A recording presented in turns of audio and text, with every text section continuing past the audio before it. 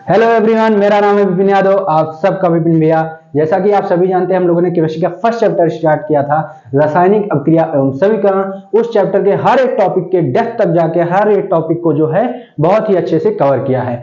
अब बात आती है कि उस चैप्टर पे कैसे हम प्रैक्टिस करें, क्योंकि देखिए प्रैक्टिस बहुत जरूरी है। क्योंकि जब लाइफ में या पढ़ाई में जहां जहां लीजिए, जब आप कोई काम करते हैं, कोई चीज सीखते हैं, तो आप उस चीज में कितना नॉलेज गेन कर चुके हैं उसका पता लगाने के लिए सबसे जरूरी होता है प्रैक्टिस करना।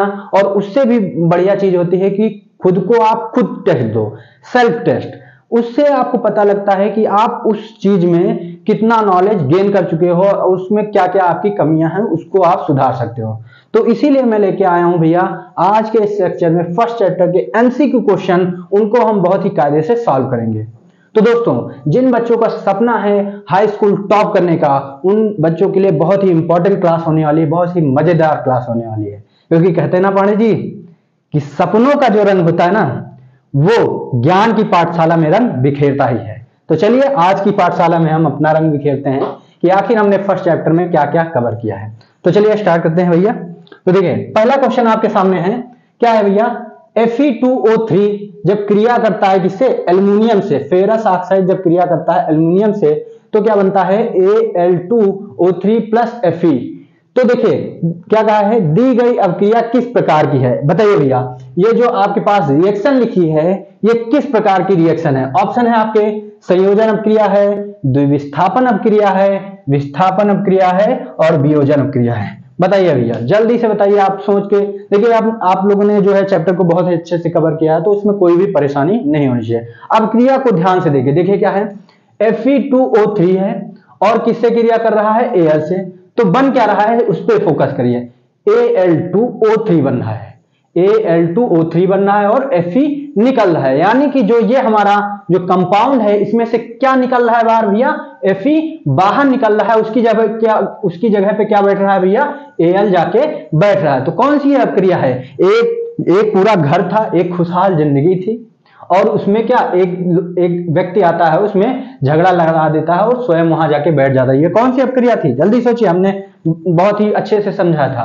संयोजन अभिक्रिया ना, इसमें तो भैया जोड़ने का काम होता है, यानी कि संयोजन नहीं होगा। द्विविस्थापन ये भी नहीं होगा, दोनों तरफ से हटाया जाता है। ठीक है। विस्थापन, हाँ ये कुछ लग रहा है। विस्थापन में भी ऐसा ही कुछ होता था कि एक खुशहाल जिंदगी होती थी और उसमें एक व्यक्ति आता था और उसमें जो एक व्यक्ति बैठा रहता है उसको हटा के वहां बैठ जाता था। हाँ ये हो सकती है, ये हो नहीं सकती भैया, यही है विस्थापन अभिक्रिया ही। ये जो ऊपर आपको दी गई है ये विस्थापन अभिक्रिया है, ये आपका टिक होगा विस्थापन अभिक्रिया। ऐसे आपको चीजों को देखना। देखिए किसी भी टिक को लगाने के लिए कई तरीके होते हैं। देखिए आपको जैसे डायरेक्ट आपको नहीं पता चल रहा है कि कौन सी अभिक्रिया होगी, तो आप उनको देखिए जो नहीं हो सकती। जैसे दूर दूर तक देख रहा है कि संयोजन अभिक्रिया ये नहीं हो सकती। क्यों? क्योंकि संयोजन अभिक्रिया में देखिए एक ही उत्पाद बनता है, कई चीजें मिलकर केवल एकल उत्पाद बनाती, एक ही उत्पाद बनता। तो इसमें देखिए दो उत्पाद हैं, तो ये हो ही नहीं सकते। द्विविस्थापन में देखिए, द्विविस्थापन में क्या होता है, दोनों ओर कंपाउंड ही होते हैं। इसमें क्या है, एक एटम दिया है और एक कंपाउंड दिया है, तो ये भी नहीं हो सकती। विस्थापन में देखिए जैसे यहां आप पहुंचेंगे तुरंत आपको कंडीशन मिल जाएगी। फिर वियोजन भी, वियोजन में तो आप जानते ही हैं कि एक लिया जाता है और दो में बांट दिया जाता है, तो वियोजन बिल्कुल नहीं हुई, यानी कि ये होगी। तो ऐसे आप पता लगा सकते हैं, और या तो आप डायरेक्ट पता लगा, अगर आपको डायरेक्ट पता है तो डायरेक्ट लगा दीजिए। ऐसे आपको जो है एमसीक्यू क्वेश्चन सॉल्व करने हैं पेपर में भी। पेपर में क्या होगा, आपको गोला करने को आएगा, टिक लगाने को नहीं, गोला करने को आएगा, तो आपको वहां गोला कर देना। ठीक। अगला क्वेश्चन आपके सामने आता है। अगला क्वेश्चन क्या भैया? रासायनिक अभिक्रिया में भाग लेने वाले पदार्थों को कहते हैं। बताइए, जब रासायनिक अभिक्रिया होती है तो उसमें जो पदार्थ, जो एटम, जो कंपाउंड जो भाग लेते हैं, मतलब क्रिया करते हैं, उनको क्या कहते हैं? आपके पास ऑप्शन है, उत्पाद कहते हैं, अभिकारक कहते हैं, दोनों कहते हैं, यानी उत्पाद और अभिकारक दोनों ही कहते हैं, या इनमें से कोई नहीं, यानी इनमें से कोई ऑप्शन नहीं। बताइए कौन सा कहते हैं? क्या है? अभिक्रिया में भाग लेने वाले पदार्थों को कहते हैं, क्या कहते हैं, किस नाम से कहते हैं? देखिए अभिक्रिया जो होती है तो उसमें क्या होते हैं, दो पार्ट होते हैं। एक होता है, दो पार्ट होते हैं, कौन कौन से भैया? एक होता है, कौन सा होता है भैया? एक होता है अभिकारक, आप सभी जानते हैं, एक पार्ट होता है अभिकारक, और दूसरा पार्ट कौन सा होता है? उत्पाद। यही दो पार्ट होते हैं किसी भी रासायनिक अभिक्रिया में। तो इस क्वेश्चन में क्या कहा है?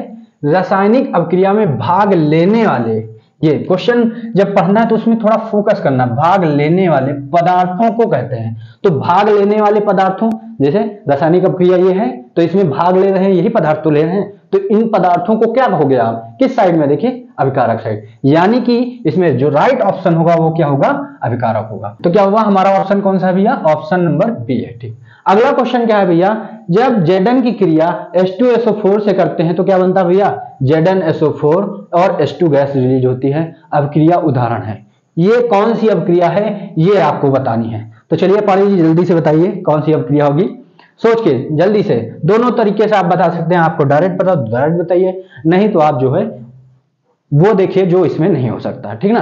तो देखिए योगात्मक अपक्रिया हो सकती है क्या, योगात्मक अपक्रिया। अब बात आती है योगात्मक अपक्रिया क्या है भैया, आपने तो संयोजन बताया था, तो हमने ये भी तो बताया था आपको, कहीं ये मिल सकता है संयोग अपक्रिया के नाम से, कहीं मिल सकता है योगात्मक अपक्रिया के नाम से। तो देखिए यहाँ क्या, योगात्मक अपक्रिया, यानी कि संयोजन अपक्रिया को ही योगात्मक अपक्रिया कहते हैं। तो देखिए संयोजन का मैंने पहले बताया था, संयोजन में क्या होता है, आपको A प्लस बी दिया जाता है और ए बी बनता है, यानी कि एक ही बनता है, उत्पाद क्या बनता है, एक सिद्ध बनता है। इधर देखिए दो है, तो यानी कि योगात्मक अपक्रिया नहीं हो सकती।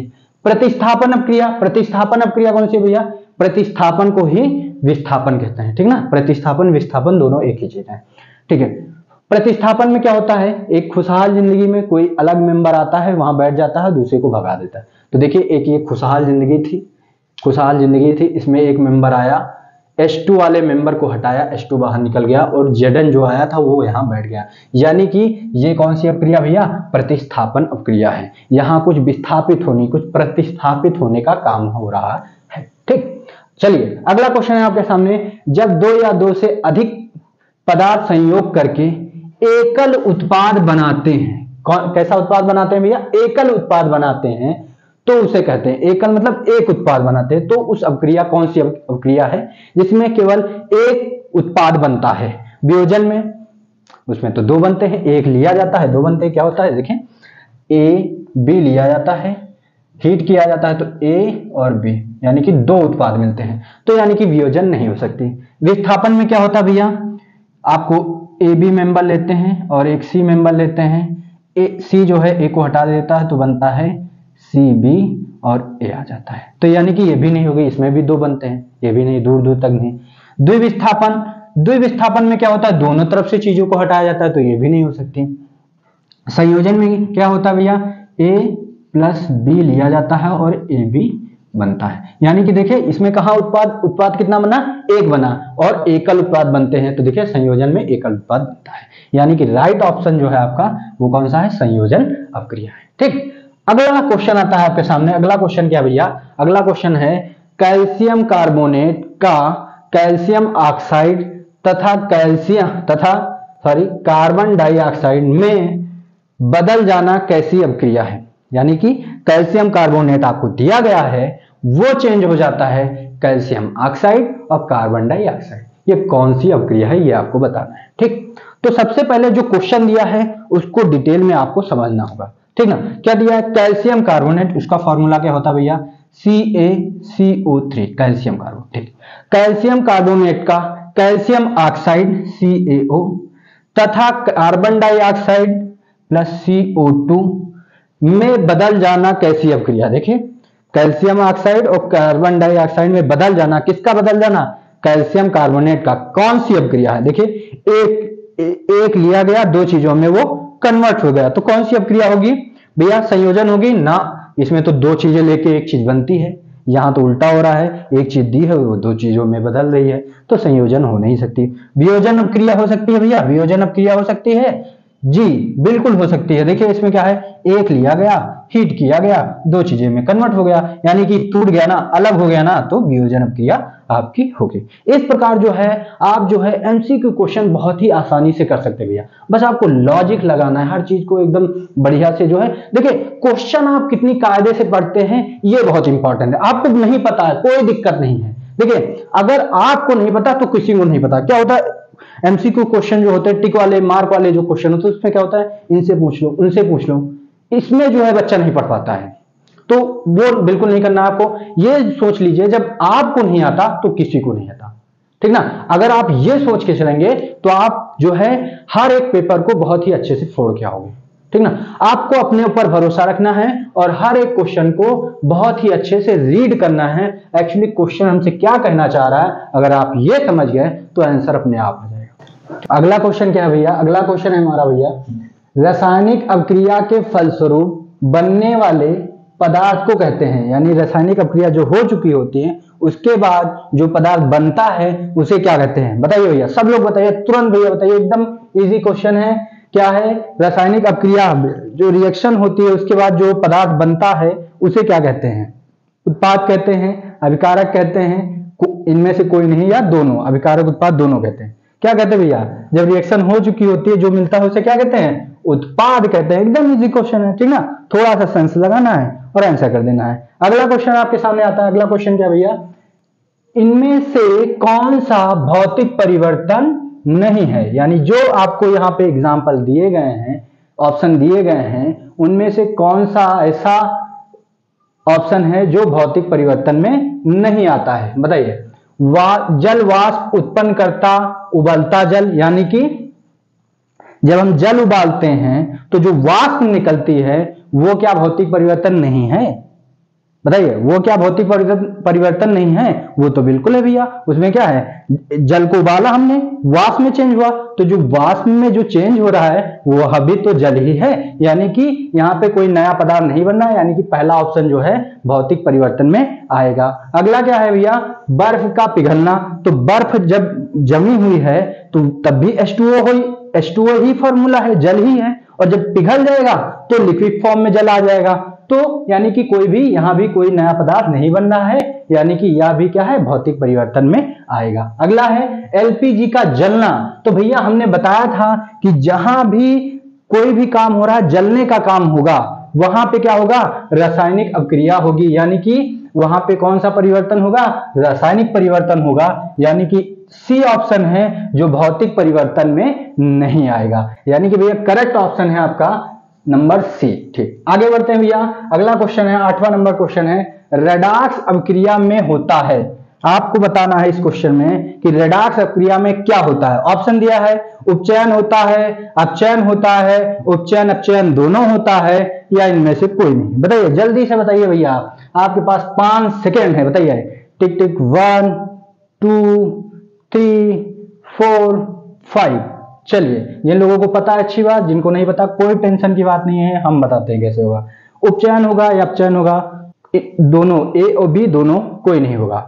सी, उपचयन अपचयन दोनों ही होंगे, हमने रिएक्शन में पढ़ा था, क्या पढ़ा था हमने, पहले ऑक्सीडेशन को क्लियर किया था, ऑक्सीडेशन को क्लियर किया था, फिर हमने रिडक्शन के बारे में पढ़ा, फिर दोनों का जब मिक्सअप किया तो बना था भैया रेडॉक्स रिएक्शन, यानी कि जो रेडॉक्स रिएक्शन होती है इसमें क्या होगा, दोनों ही चीजें होंगी, ऑक्सीडेशन और रिडक्शन, यानी उपचयन और अपचयन, यानी कि उपचयन का दूसरा नाम ऑक्सीकरण भी होता है, तो कंफ्यूज नहीं होना है, यानी कि सी ऑप्शन होगा जिनमें क्या है, रासायनिक रेडॉक्स रिएक्शन में क्या होगा, उपचयन और अपचयन दोनों ही क्रियाएं होंगी, ठीक ना, यानी कि सी ऑप्शन जो है आपका करेक्ट है। अगला क्वेश्चन है आपके पास, निम्न में से कौन सी रेडॉक्स अभिक्रिया नहीं है, यहाँ पे आपको ऑप्शन दिए गए हैं, इनमें बताना है कि कौन सी अभिक्रिया है जो रेडॉक्स अभिक्रिया नहीं। चेक करते हैं, देखिए क्या है, देखिए AgNO3 ने HCl से क्रिया किया, AgClHNO3 बनाया, तो देखिए रेडॉक्स अभिक्रिया में क्या है, उपचयन और अपचयन दोनों होती हैं।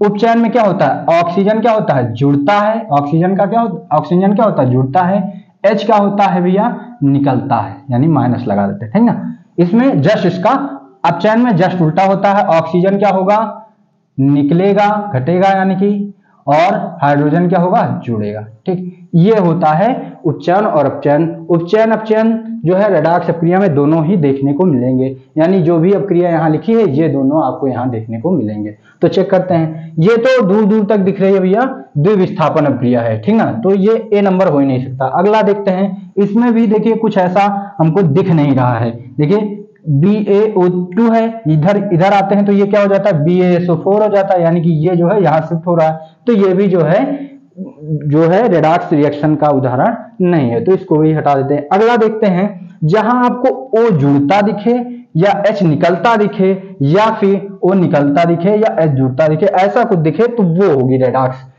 की संभावना होगी कि यहां हो सकती है। यहां देखते हैं SO2 है वो कन्वर्ट हो रहा है S में। SO2 देखिए ध्यान से, SO2 कन्वर्ट हो रहा है S में, तो यहां क्या हो रहा है, O क्या हो रहा है, निकल रहा है। O क्या हो रहा है भैया, दोनों में से एक चीज दिख जाए, कोई जरूरी नहीं दोनों चीजें दिखाएं, तो O क्या हो रहा है, निकल रहा है। यानी कि SO2 से S में कन्वर्ट होना क्या हो गया, अपचयन हो गया। देखिए O का निकलना माइनस, यानी O का निकलना, एक चीज दिख रही है ना, बस बहुत है। तो कौन सी प्रक्रिया हो रही है यहाँ पे, अपचयन की। तो यहाँ पे कौन सी हो रही है भैया, अपचयन की। ठीक है, एक चीज तो मिल गई हमको, और लेकिन रेडॉक्स में दोनों चीजें एक साथ होनी चाहिए। चलिए अगला देखते हैं। तो देखिए H2S है, H2S कन्वर्ट हो रहा है भैया, H2S कन्वर्ट हो रहा है किसमें, H2S कन्वर्ट हो रहा है H2O में। यानी कि S निकल रहा है और O क्या हो रहा है, ऐड हो रहा है H2 के साथ, तो अभी तो बना H2O। तो यानी कि O का क्या है यहाँ पे, एडिशन है। O का क्या है, एडिशन है। यानी O जब जुड़ता है तो कौन सी प्रक्रिया होती है, उपचयन की।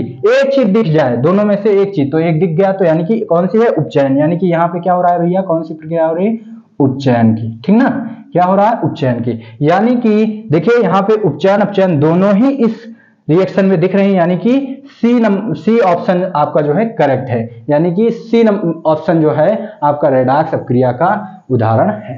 ठीक, ये आपका सी नंबर हो गया। अगला देखते हैं, निम्न में अपचयन का कौन सा एग्जाम्पल है, आपको बताना है जल्दी से, तो जल्दी से बताइए। अपचयन की कंडीशन आप जानते हैं, या तो O निकलता हुआ दिख जाए या फिर H जुड़ता हुआ दिख जाए। दोनों में से दोनों दिख जाए तब भी कोई दिक्कत नहीं, दोनों में से एक दिख जाए तब भी कोई दिक्कत नहीं, वो अपचयन प्रक्रिया ही होगी। तो देखिए O क्या हो रहा है, यहाँ पे कार्बन में O क्या हो रहा है, जुड़ रहा है, तब बन रहा है CO2। तो O का जुड़ना तो उपचयन है, ये हो ही नहीं सकता। आगे देखते हैं, यहां भी O जुड़ रहा है तभी कॉपर ऑक्साइड बनना, ये भी नहीं हो सकता। ठीक, यहां देखिए N2 है और H2 है, ये दोनों जुड़ रहे हैं और क्या बना रहे हैं, NH3 बना रहे हैं। यानी N में क्या हो रहा है, हाइड्रोजन जुड़ रहा है। N में क्या हो रहा है, हाइड्रोजन जुड़ रहा है, तभी तो NH3 बना रहा है। तो देखिए हाइड्रोजन का जुड़ना, ये देखिए हाइड्रोजन का जुड़ना कौन सी प्रक्रिया में आता है, अपचयन में। यानी कि हमारा सी नंबर ही करेक्ट होगा। सी ऑप्शन जो है वो लॉक कर दिया जाए और 1 करोड़ रुपए हमको दे दिए जाए, क्योंकि हमने सही ऑप्शन टिक कर दिया। तो आपको जो है छोटी छोटी बातें पता होनी चाहिए। ऑप्शन बहुत ही सिंपल आएंगे भैया, और बहुत ही आसानी से आप उनको कर सकते हैं और फुल में फुल मार्क्स गेन कर सकते हैं। बस थोड़ा सा सेंस लगाना है। हर एक क्वेश्चन को देखिए, मैं बार बार कह रहा हूं, कोई भी अगर ऑप्शन आपको, ऑप्शन वाले जो भी पेपर होंगे उनको अगर आपको उसमें 100% अपना देना है तो क्वेश्चन को एकदम कायदे से पढ़िए। जो उसमें कीवर्ड है, बुलेट पॉइंट है, उनको कवर कीजिए। देखिए हमने यहाँ अपचयन पे अंडरलाइन कर दिया कि इससे रिलेटेड हमको कुछ यहाँ पे ढूंढना है, और अपचयन क्या है ये आपके माइंड में थोड़ा थोड़ा आ जाएगा। जब आप अंडरलाइन कर दोगे तो उसके क्वेश्चन के विषय में जो बुलेट पॉइंट होगा उसके विषय में थोड़ी नॉलेज आ जाएगी आपके माइंड में, और आप बहुत ही आसानी जो है ऑप्शन को टिक कर सकते हैं।